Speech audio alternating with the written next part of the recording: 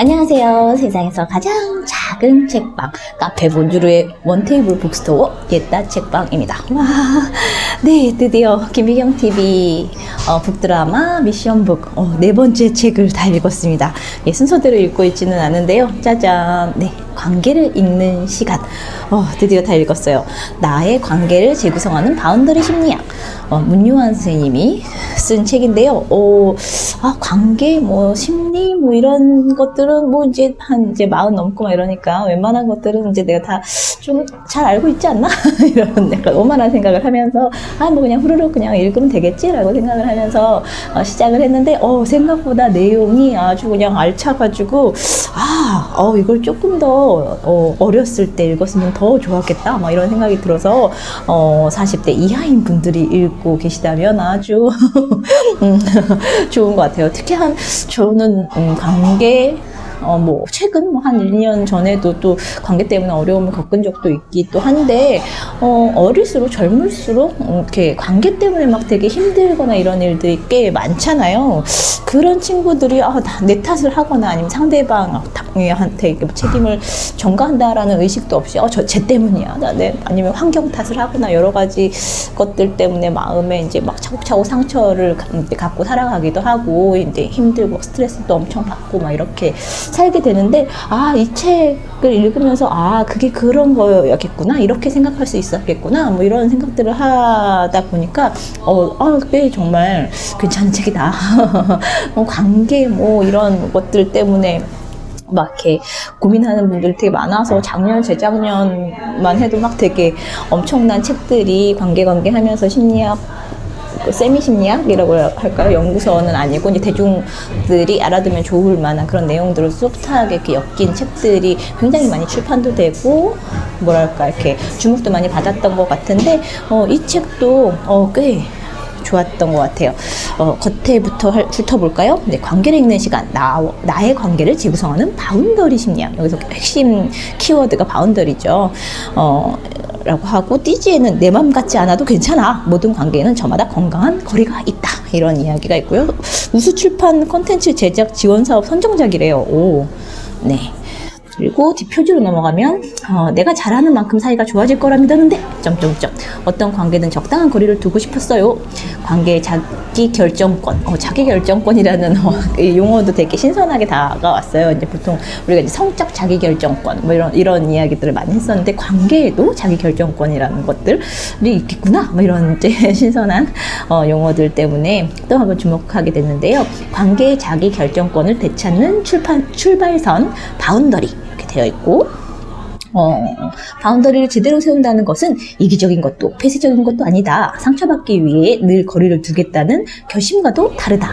바운더리가 건강하면 관계는 내 편이 된다. 관계에 따르는 경험을 온전히 받아들일 수 있고, 자기 표현이 가능한 관계를 회복할 때 우리는 진짜 건강하고 행복한 관계를 누릴 수 있다. 이런 이야기가 있고, 노력이 부족해서 관계가 힘든 게 아니다. 문제는 바운더리다. 이런 이야기들도 있어요. 그러면서 바운더리를 다시 세우는 관계 연습하면서 5가지가 이렇게 표로 나와 있네요. 하나, 먼저 내 관계의 역사를 이해하고. 둘, 맨 끝에 있는 장을 요약해 놓은 거예요. 둘, 손상 회피보다 복구가 중요하다. 애착 손상 치유 연습. 셋, 자기 표현. 여기서는 페이스라고 되어 있는데 PACE로 바운더리 세워보기. 넷, 작은 것부터 결정권을 찾아오는 아니요 연습. 다섯, 내가 있어야 관계도 있다. 자기 세계 만들기. 이렇게 5가지로 제안을 하고 있어요. 이 책을 쓴 지은이 얘기를 들어볼까요? 건강한 관계는 결국 건강한 바운더리에서 나온다 라는 생각을 갖고 계신 분이래요. 정신과 의사이자 문요한 선생님은 정신과 의사이자 작가. 사람은 사람으로 태어나는 것이 아니라 일생을 통해 사람으로 되어간다고 본다. 그렇게 사람의 변화를 발전 가능성에 주목한다 라고 하고, 2004년부터 이 시대 심리학의 과제는 고통의 치유를 넘어서 마음의 수양과 삶의 성장이 있다고 보고, 정신과 임상의 관점에서 벗어나서 성장 심리학자, 이것도 되게 재밌었어요. 성장 심리학자로서 글을 쓰고 상담을 하고 프로그램을 운영해 오고 있다. 최근 몇 년 동안은 2가지 프로젝트에 몰두하고 있는데, 자아와 관계의 균형을 찾아가는 바운더리 심리학과 몸을 통해 마음의 변화를 이끄는 신체 심리학을 연구하고 있다고 해요. 그 관련 프로그램도 진행하고 있다고 하고, 지은 책으로는 굿바이 게으름을 비롯해서 1000개의 문제 하나의 해답, 스스로 살아가는 힘, 여행하는 인간 등이 있다고 합니다. 하나도 안 읽어봤어요. 네, 여기 읽으면서는 막 택을 주르륵 되게 많이 택을 붙여놓기도 했는데, 뭐랄까. 주요한 내용들은 여기 뭐 표지나 뭐 이런 거에서 지금 내놓은 그런 어떤 홍보 카피 이것들 속에 사실은 다 있는 것 같고, 이 책에서 얘기하는 이제 바운더리는 일종의 그런 거죠. 이제 세포막에 이제 비유를 하기도 하는데, 나와 나 아닌 것 사이의 이 경계를 이제 바운더리라고 얘기를 하죠. 근데 여기서 보면 이제 이 바운더리에 대한 이제 흔한 오해들을 이렇게 정리를 또 해놓기도 했어요. 5가지로 이제 바운더리에 대한 흔한 오해 해갖고, 아까 뒷표지에도 이제 실려 있었던 바운더리를 세우는 것은 이기적인가? 뭐 이런 것들도 있고요. 바운더리는 변함이 없어야 되나? 인간관계는 달라지지 않는다고 봐야 되나? 뭐 가까울수록 바운더리는 허물어져야 되나? 바운더리가 건강한 사람은 자기 주장을 잘하나? 뭐 이런 것들에 대한 이야기들이 있고, 재밌었던 것 중에 하나는 이제 우리가 이제 뭐 트라우마라든지 막 아이 어렸을 때는 애착이 제일 중요해. 애착 형성이 잘 안 된 아이들이 뭐 이렇게 뭐 좀 이제 정서적으로 이렇게 문제가 생길 수 있어, 뭐 이런 이야기들을 이제 엄마들한테 많은 이야기들을 하고, 그 애착이 제대로 형성되지 않았을 때 그 엄마들 탓을 많이 하게 되잖아요. 그러니까 그런 것들은 그렇지 않다. 애착 손상은 언제든지 발생을 할 수, 아무리 내가 잘한다고 해도 아이의 기질에 따라서도 또 다른 어떤 사회 환경이나 가정 환경에 따라서도 이제 영향을 받을 수 있는 것이기 때문에, 그 자체에 너무 이렇게 연연해, 그러니까 안 생기도록 할 수 있으면 가장 좋겠지만, 애착 손상이라는 것, 어떤 문제라는 것들은 의도한다고 딱히 해결되거나 없어지는 것들은 아니니까, 그런 것들이 있을 때 회복할 수 있는 능력들을 키워내는 것들이 되게 중요하다, 이런 이야기들이 있어서 그것도 되게 신선했던 것 같아요. 이야기들, 애착은 복구하는 것이 훨씬 중요하다라고 이야기를 해요. 그러니까 안정적 애착이란 애착 손상을 주지 않는 것이라고 생각하는 것은 큰 오해다라고 하면서, 애착 손상을 주지 않는 것보다 더 중요한 건 애착 손상을 회복하는 것이다, 이런 이야기들이 나와요. 여기서 되게 희망적인 이야기를 하는데, 인간의 뇌처럼 인간의 발달에도 가소성이 있어서 수정되고 개선될 수 있다. 그러니까 한번 뭐 애착에 손상이 갔다고 해서, 혹은 뭐 트라우마가 생겼다고 해서 그걸 넌 영원히 불행하게 살아야 돼, 뭐 이런 것들이 아니라, 그런 것들이 수정되고 개선될 수 있다라고 하면서, 유전자와 유년기 경험이 삶에 많은 영향을 끼치지만 삶을 결정하는 건 아니다. 우리는 유전자의 영향을 거스를 수 있고 유년기 경험에서 벗어날 수 있다. 손상된 애착이 복구될 수 있는 것처럼 우리는 지금의 관계를 복구시킬 수 있다. 우리가 누군가와 친밀하다는 것은 갈등과 좌절이 전혀 없었다는 것이 아니라 갈등과 좌절을 풀고 관계를 다시 회복했다는 것이다. 모든 친밀함은 고통을 동반한다. 다만 그 고통을 해소하여 자원으로 만들어야 한다. 그러므로 우리에게 중요한 건 상처를 주고받지 않으려는 것보다 관계의 상처를 잘 회복할 수 있는 능력이다. 그래서 작년인가 재작년부터 이렇게 회복력이라는, 아이의 회복력, 뭐 이런 이야기들이 솔솔 들려왔었잖아요. 그래서 그런 이야기들도 여기서 또 담고 있는 것 같아요.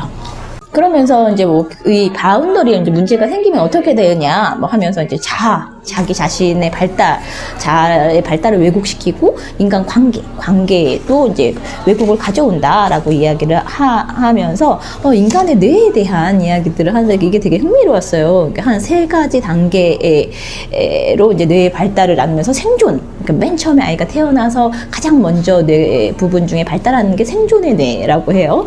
그리고 그 다음에 이제 사회성의 뇌, 뭐 이성의 뇌, 이렇게 이제 단계적으로 발달을 하게 되는데, 생존의 뇌 같은 경우에는 이제 스트레스에 이제 어떻게 대응하느냐로 보면, 맨 처음에 갓 태어난 아이들 같은 경우에는 생존의 뇌가 이제 발달되어 있기 때문에 도망치기, 어떤 갈등이나 뭐 스트레스, 위험, 뭐 이런 것들을 감지를 했을 때 도망치거나 싸우거나 얼어붙는, 이렇게 꼼짝 못하게 되는 그런 방식으로 이제 대응을 하고, 이제 점점 연구를 활발하게 하다 보니까 사회성의 뇌라는 것들을 이제 발견을 했는데, 이게 이제 보살핌과 어울림이라는 것들을 통해서 스트레스에 대응을 한다고 해요. 그래서 만약에 직장에서 이제 내가 막 엄청나게 스트레스를 받고 오면, 이제 친구나 아니면 가족이나 이제 하면서 즐거운 시간이라든지 뭐 술을 한잔 한다든지 하면서 이제 스트레스를 풀게 되는 이런 것들이 여기에 속한다고 하고, 이제 최고 단계로는 이성애의 단계에서 스트레스는 일단 멈춘 다음에 뭐가 잘못된 거지? 문제를 이렇게 직시를 하고 선택을 해서 문제 해결을 하게 되는 그런 방식이 있다고 하면서 뇌 발달 단계에 따라서 이제 문제 상황, 바운더리의 문제로 인해서 이제 발생한 어떤 것들에 대해서 뇌가 어떻게 반응하는가에 대한 이야기들도 나와요. 그러면서 이제 바운더리에 문제가 생겼을 때 사람의 유형을 이제 건강한 사람이 있는가 하면 이제 어떤 문제를 나타내는 거를 이제 4가지 유형으로 나눠서 뭐 수능형, 뭐 지배형, 뭐 이런 식으로 4가지 단계를 나눠가지고 또 이야기를 하는 돌봄형, 뭐 남을 나한테 이제 귀속시킨다고 해야 되나요? 막 모든 걸 다 해줘가지고 이제 뭔가 나 없이는 못 살게 만드는 뭐 그런 유형들도 나오고 방어형들도 나오고 이렇게 해서 각각의 유형별로 나타나는 어떤 특징들 이런 것들도 이렇게 하나하나 이렇게 딱 꼬집어서 줄줄줄 설명하다가 탁탁 그 특징들을 정리해 주시기도 했어요. 그러면서 이제 3부에서는 이제 행복한 관계의 조건, 바운더리가 건강해지려면 뭐가 필요한 거야? 뭐 이렇게 얘기를 하면서 3장에 걸쳐서 한 장에 걸쳐서 쭉 설명해내고 있는데 이것을 가장 앞부분에서 2페이지로 이렇게 요약 정리를 잘 해주셨더라고요. 읽어보면 지금까지 애착 손상은 어떻게 바운더리 발달의 문제를 일으켰고 이로 인해 인간관계가 어떻게 왜곡되었는지를 알아보았다. 3부에서는 건강한 바운더리는 무엇을 말하며 바운더리가 건강한 사람들의 인간관계는 어떤지, 그러니까 여태까지 문제가 있을 때는 어떤 유형들의 어떤 특징들을 보이는지 했다면 그럼 건강한 건 어떤 건데? 라고 했을 때 이러이러하더라 라는 것들을 이제 3장에서 밝혀주고 있어요. 건강한 인간관계랑 나도 좋고 너도 좋은 관계를 맺고 유지하는 능력을 말한대요. 아주 쉽게 설명하고 있죠. 하지만 서로 좋은 관계를 위해서는 건강한 바운더리의 5가지 기능이 잘 작동되어야 한다. 먼저 바운더리가 건강한 사람들의 5가지 특징이 무엇인지 간단히 정리해보자 하면서 이제 뒤에서 이어지는 것들의 내용을 5가지로 이렇게 정리를 해줬어요.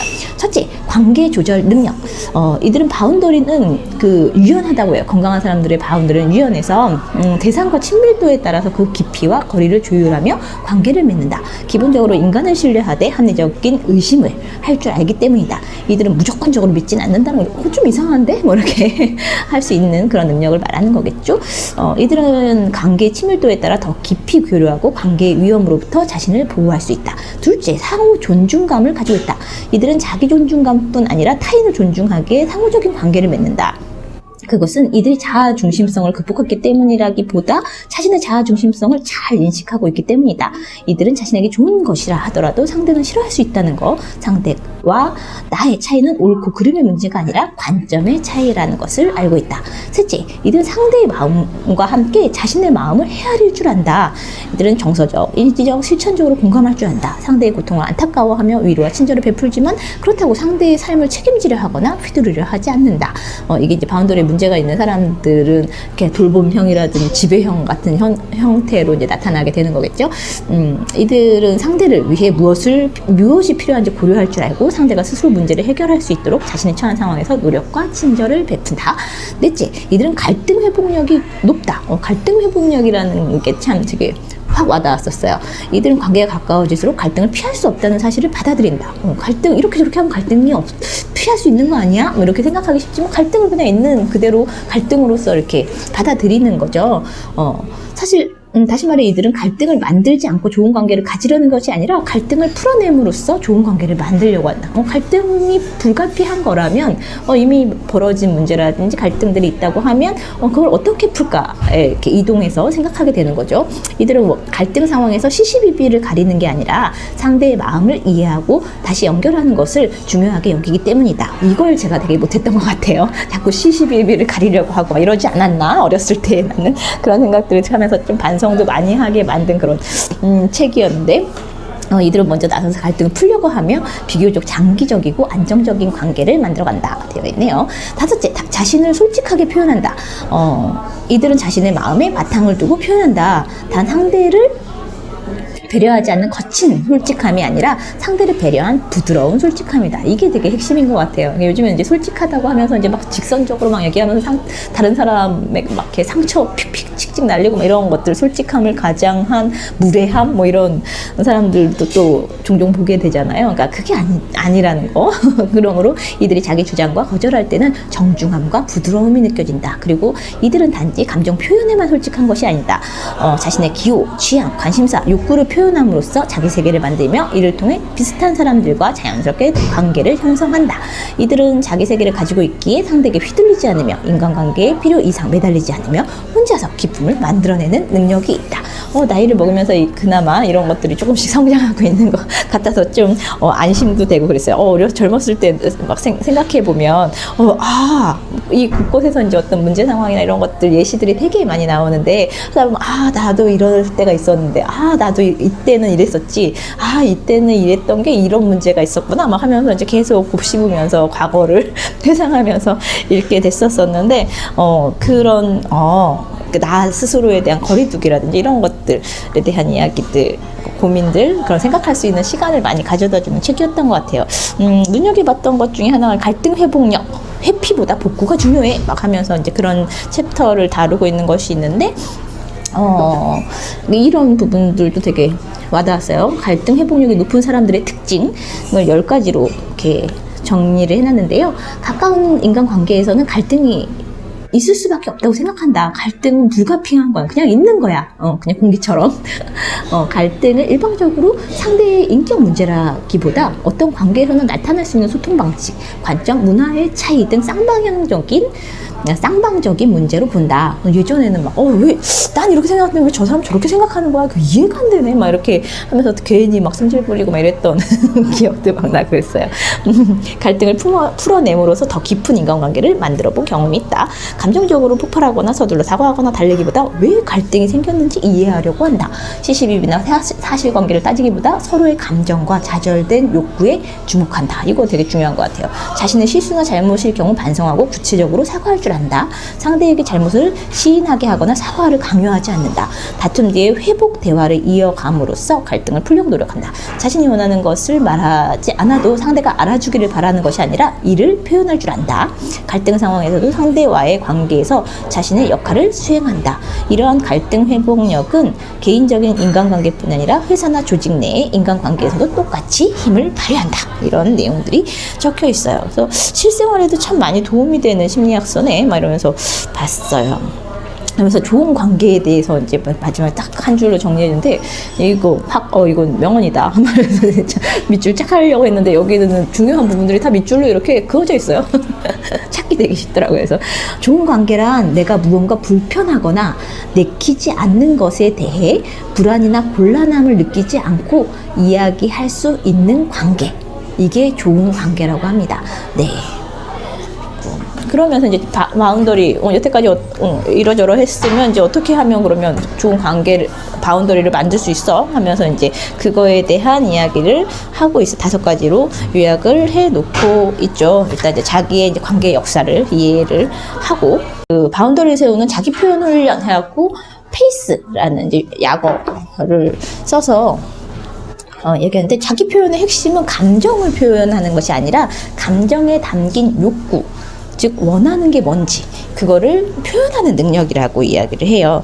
그래서 어떻게 해야 바운더리가 건강해질까?